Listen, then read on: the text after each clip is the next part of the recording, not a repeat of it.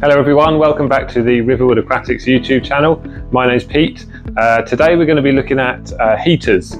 So often get asked, what temperature should I have my tank running at? Obviously different livestock requires different heat temperatures, even some plants require different temperatures. So today we'll have a little look at heaters, like what's the best way to run them? Is there different kinds of heater? Do you need one necessarily for your setup?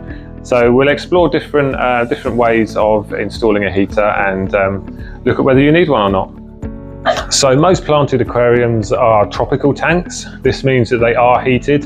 Unless you live in a very warm house, you're going to want to have a heater of some sort running in your aquarium. So this planted tank, for example, we've got tropical species in here, cardinal tetras. We've got some bristlenose plex, and they all like heated water, so somewhere between 24 to 26, 27 degrees Celsius. We keep this one in the low 24 degrees. I like to run mine a little bit cooler, just it helps prevent algae and sort of slows growth down, slows metabolism down just a touch. Obviously the fish are still happy and healthy and growing and feeding well and looking fantastic. So yeah, with this one, I've got the heater is running inside the filter, so it's running a Biomaster thermo filter. The heater is stored inside the filter, so as the water passes through the filter, it gets heated and then returns back into the tank. This is a fantastic way of heating water for aquascapes. You can imagine like a big heater in the tank. It would distract from the overall aquascape, and it wouldn't be visually pleasing. So it's fantastic that Oase have got these filters that you can hide your heater away, and yeah, that's my preferred way of heating a tank. But obviously there's a lot of small tanks where you can't necessarily run a big filter with a heater in, or maybe budget doesn't permit you to get one of these big really nice Oase filters.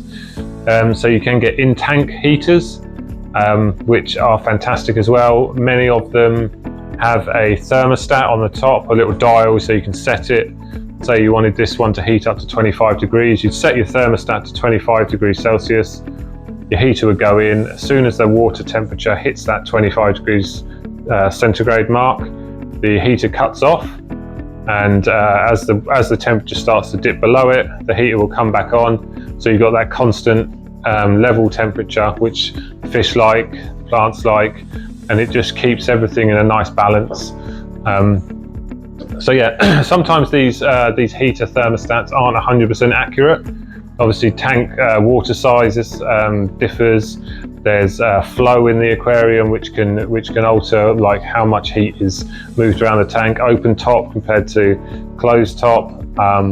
So it's a really good idea to run a thermometer as well. I've got this nice digital Oase one, which is nice and clear, so you can see it easily. You don't have to look really close to see, because obviously temperature is quite an important factor to keep your tank stable and your fish healthy. So always run a thermometer alongside your heater as well.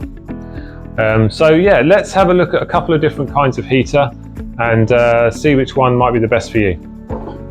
So as we were talking about earlier, with the Biomaster filters, they all run one of these Oase Heatup heaters inside the filter, but these can also be placed inside your tank. So if you don't have a Biomaster thermo, you can also place these heaters inside your tank, submerged in the water, and they have, like I was saying, a thermostat control, and they're really reliable, good, well-made heaters. Yeah, they range from I think 100 watts up to 400 watts, so a broad range. You want to roughly go for 1 watt of energy per 1 litre of water. So if you've got a 100-litre tank, you'd perhaps go for the 100, but I'd probably go up one to the 150, and that just accounts for any discrepancies there. Make sure you've got plenty of power, because if you've got a really cold day, the 100 might struggle to heat up that water. So yeah, that's the Oase Heatup range. Fantastic quality, reliable, and you can't go wrong. You know, another range would be the Superfish Pro heater. Again, fantastic heaters with the built-in thermostat. These come with suction cups so you can stick them neatly to the side of your tank. Really nice heater, slightly cheaper range but still fantastic, reliable quality. I'd avoid getting a really cheap heater for your tank. You want something that's reliable, that's going to be fish safe, that's not going to overheat. You want something that the thermostat's going to work and something that's going to last a long time. So these Superfish Pro heater are fantastic for that, as well as the Oase Heatup range.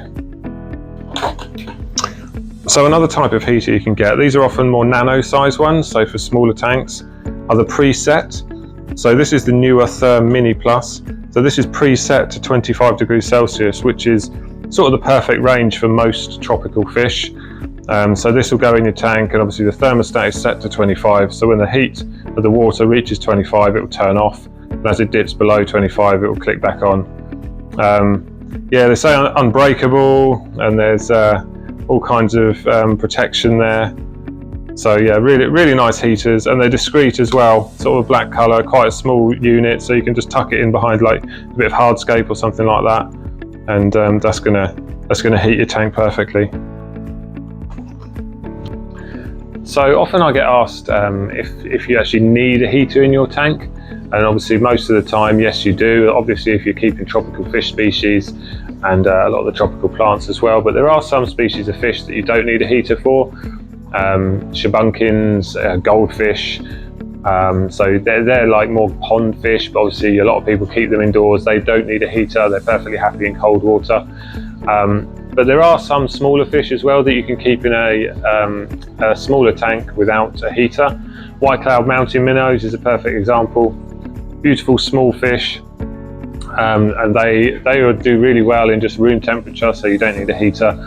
Sometimes you can put a heater in if your house gets cold. You can put a heater in just to keep that temperature stable, stop it from dropping off too rapidly, and make sure it's a nice low temperature for them. But yeah, generally if you want tropical fish and you've got small fish, you're going to want to add a reliable heater to your tank. It's also a good idea to keep a spare heater to hand.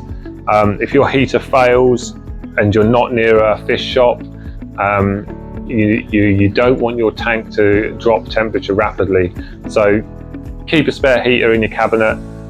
Keep an eye on the thermometer, so if that starts to drop low, you know that your heater's probably past it, and you're going to have to get your spare one in there before you can get to the fish shop and grab yourself a new one. Okay, so that's heaters covered for today. Thank you very much for watching.